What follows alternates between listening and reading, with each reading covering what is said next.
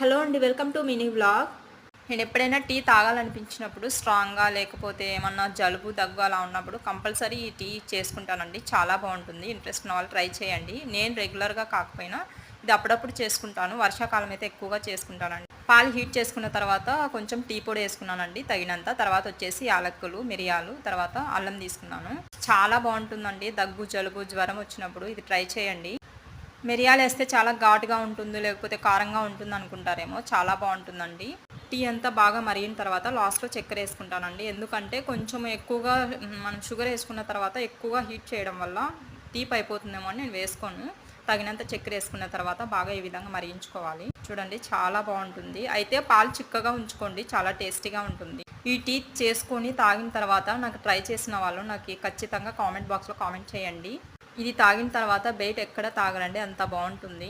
please ఈ video నచ్చినట్లయితే like చేయండి, సబ్స్క్రైబ్